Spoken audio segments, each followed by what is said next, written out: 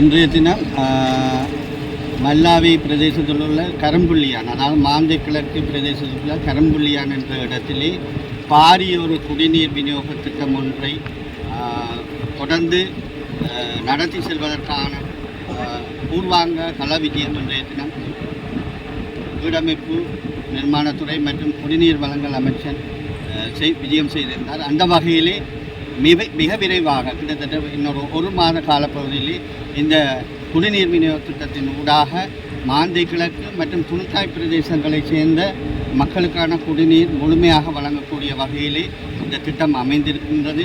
கிட்டத்தட்ட 2000 மில்லியன் ரூபாய் செலவில் இந்த திட்டம் முழுமையாக பூர்த்தியடைய இருக்கின்றது.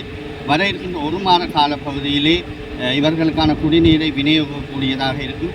குறிப்பாக இந்த பிரதேசம் முல்லைத்தீவு மாவட்டம் வறுமைக்குரிய மாவட்டம். அதே நேரத்தில் மாந்தை கிழக்கு துணுக்காய் மிக மிக மோசமான நிலையில் பொருளாதார பின்தங்கிய வறுமையான மக்கள் வாழ்கின்ற பிரதேசம்.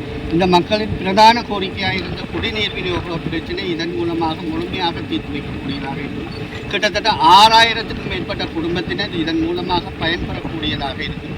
எனவே இது மட்டுமல்லாமல் இந்த பிரதேசத்திலே சிறுநீரக நோயாளிகள் கணிசமான அளவில் காணப்படுவதனால் இந்த குடிநீர் சுத்தமான குடிநீரை வழங்குவதன் ஊடாக அந்த பிரச்சனையிலிருந்து இந்த மக்கள் தங்களை தவிர்த்து கொள்ளக்கூடியதாக இருக்கும்.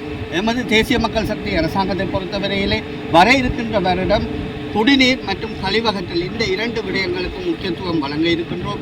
ஜனாதிபதி அவர்கள் அதற்கு கூடுதலான நிதியினை வர இருக்கின்ற வரவு செலவு திட்டத்திலே ஒதுக்க இருக்கின்றார்.